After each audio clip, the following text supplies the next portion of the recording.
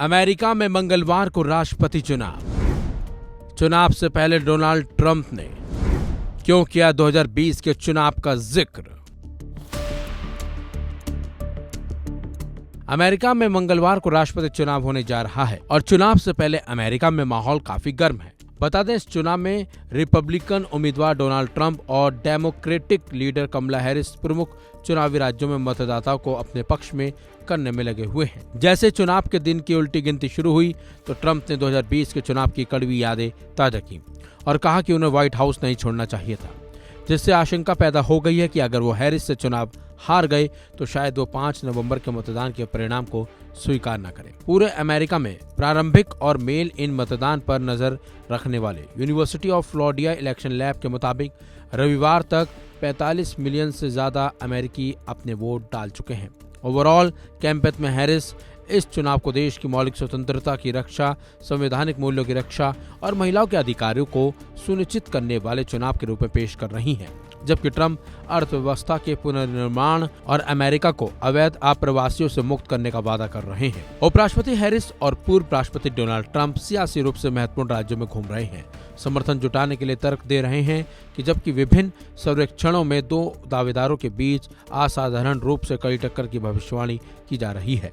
हालांकि आयोवा में एक नए सर्वे में कहा गया है कि हैरिस 47% के साथ आगे चल रही हैं, जबकि ट्रंप 44% के साथ आगे चल रहे हैं। ट्रंप ने सर्वे को तुरंत खारिज कर दिया है।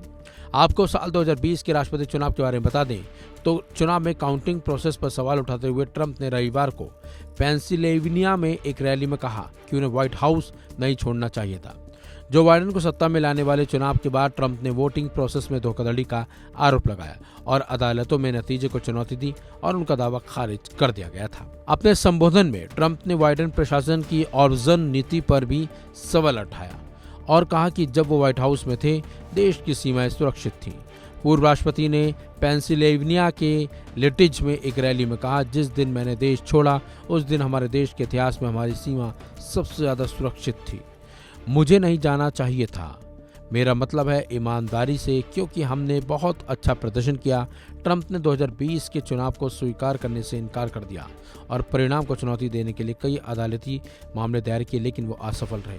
लेकिन जिस तरह से अब चुनाव हैं और उन्होंने फिर से 2020 के चुनाव का जिक्र किया है, उससे ऐसा माना जा रहा है कि एक बार फिर ट्रंप को अपनी हार का डर सता रहा है और जिस तरीके से ट्रंप बयानबाजी कर रहे हैं उससे ऐसा ही लग रहा है कि वो इस हार को मानने को राजी भी नहीं होंगे रिजल्ट आने के बाद। फिलहाल देखना होगा कि क्या परिणाम आते हैं और कौन किसके साथ होता है, यानी जनता ट्रंप का साथ देती है या फिर कमला हैरिस का।